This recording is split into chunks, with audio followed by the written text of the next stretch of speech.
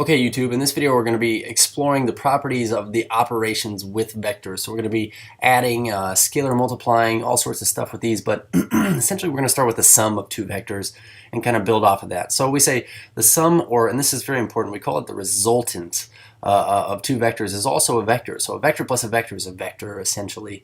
And we say that vectors u and b, I'm going to put these little arrows over the top here, they can be added using parallelogram addition or tail to head addition, okay? And when we say each method yields the same resultant vector w, okay? So essentially we're going to do this numerically, but before we do this numerically, we're going to do this visually. And so essentially what we're saying here is this. When you have two vectors, we can call the first one u. So I say here's some vector u. And I'll label this here. We say this is u. And we say, let's label it up here, u. And then we have some other vector. I suppose we could switch colors here. Let's go over to like a green. Some vector v. If we wanted to find the sum of these two vectors right here, u and v, when we talk about parallelogram addition or tail-to-head addition, what you need to do is you need to imagine that we were to take one vector's here, its tail, we say tail and head, I guess the arrow is basically there, but we put its tail or its butt on the head of the other one here. So I'm going to take this green vector, I'm going to slide it over to here.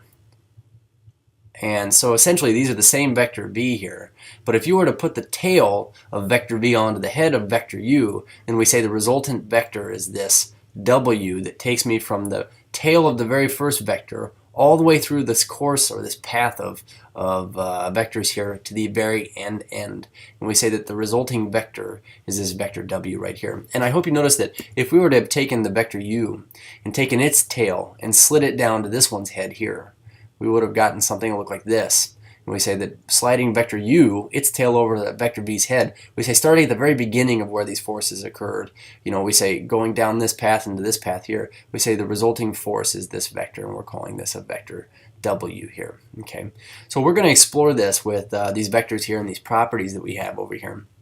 But essentially, let's go ahead and start with this first instance that I have here, a vector u plus a vector v. So we have u plus v, both given in component form as 2, 3, and 4, 1. So the first thing I want to do is I want to kind of sketch these out. We say 2, 3, and 4, 1. So if I had two vectors here, let's go over and pop these in.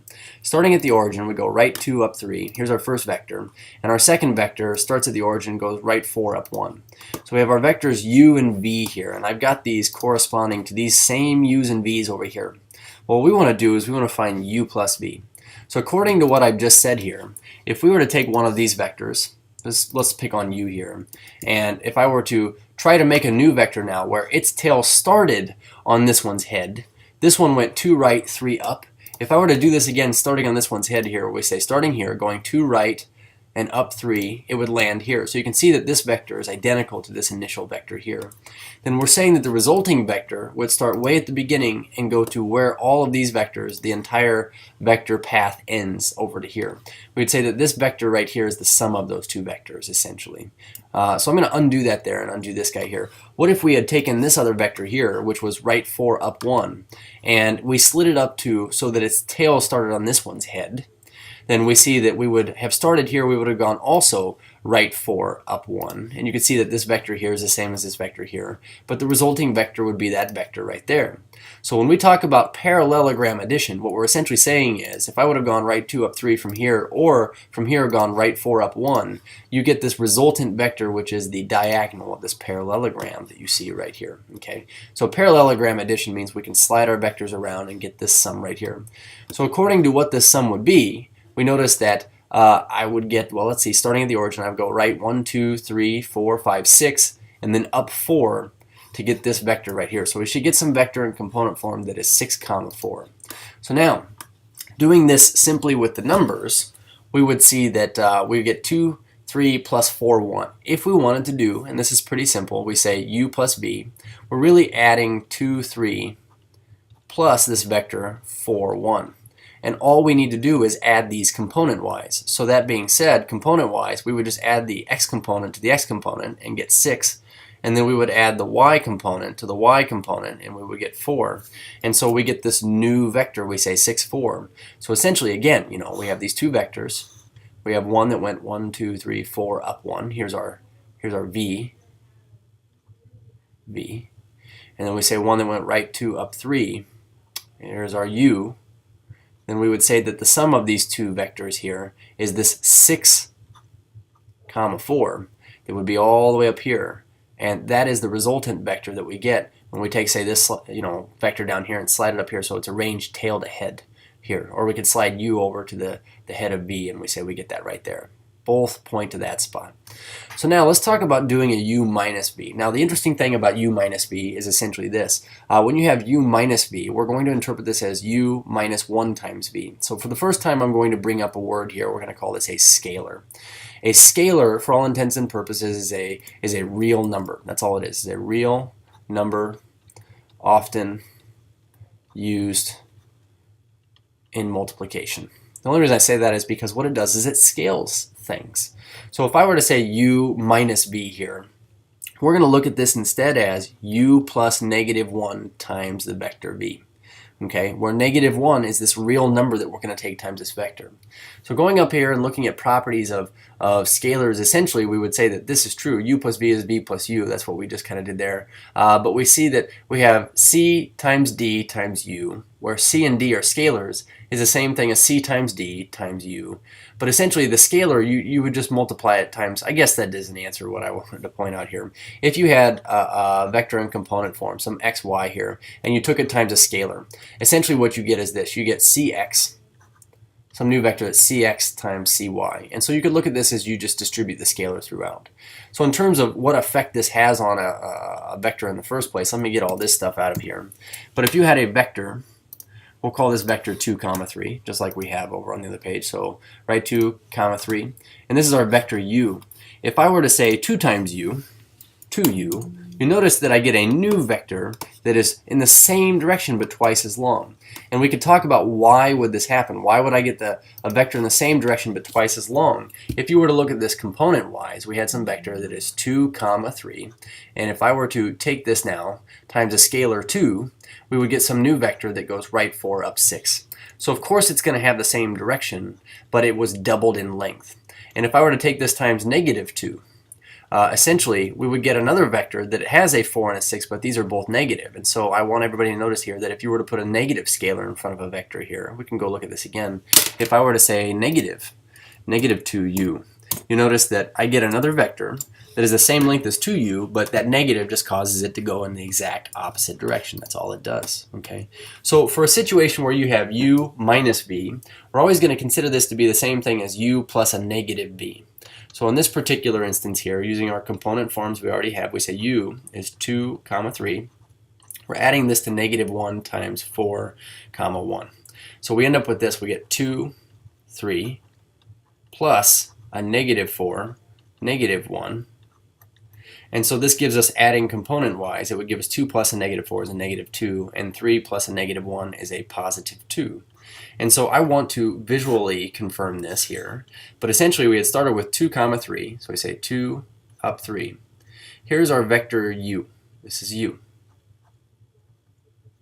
And so we have -v that we are adding to this. So -v was this -4, -1. So if we were to have gone left 4, down 1, we would have had this vector that lands right here. And so this is the same as our initial vector v, except for it's going in the other direction. So adding these component-wise, I might slide this vector u's tail over to this one's head, but I noticed that u went 2 right, 3 up.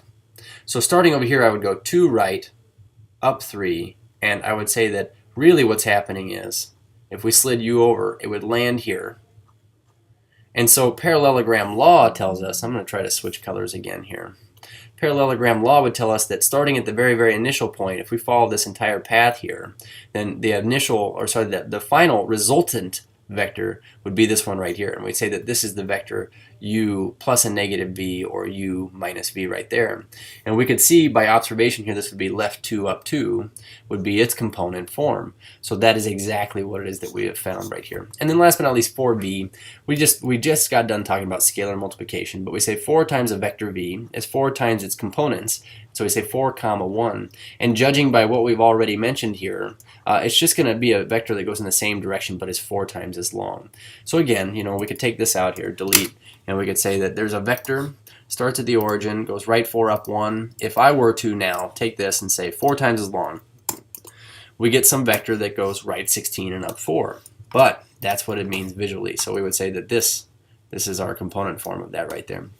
So as far as the properties of vectors go, these basically state some simple things, but it doesn't matter what order you add two vectors in, especially because you just add them component-wise. Also, u plus this boldface 0. Now this boldface 0, whenever you see boldface letters, we're indicating a vector, so I don't have to write these little arrows over it, but for the most part, it's always good to kind of write an arrow to indicate that it's a vector. But this is called a 0 vector, and it is a vector that has not really a direction, but also no magnitude. So if you were to add 0, 0, which is the 0 vector, we could write that in. We say 0 vector is equal to 0, comma 0. Then that plus anything would just be the initial vector. So this serves as kind of the additive identity. This here essentially says that it doesn't matter what order you multiply scalars in. You could even factor scalars out. That is to say, if I saw this right here, I could say take a negative 2 out, and I would have 2, comma 3. And maybe it's nice to think about it as it's 2 times as long as this vector and going in the opposite direction as this vector of this vector. We could also distribute scalars throughout a sum of vectors. Okay. This right here basically says that the magnitude of a vector times a scalar is the same thing as the magnitude of that vector alone times the absolute value of that scalar. And then these over here are some basic properties as well. We say it doesn't matter what order you add vectors in, you'll get the same resultant. If you were to add a vector u plus its opposite, two vectors going in opposite directions, imagine this. If we had added right 2, up 3, vector u, which was 2, comma 3, to negative u, which would have been left 2, down 3. You would have gotten two vectors going the exact opposite directions. And if you slid this one here to start up here, then you would get something where its tail starts at this one's head and goes right back down. And so we would say that following this path here, you go up and down, it just lands at 0, 0. So you would get the 0 vector if you were to do that, 0, comma 0, add something to its opposite. And then these other ones follow. 1 times any vector is itself, and then 0 times any vector is its 0. And then you can distribute a vector through a sum of scalars. But using those properties of addition, we want to both know how to find these numerically, but also absolutely how to find these visually by using parallelogram addition. Cheers.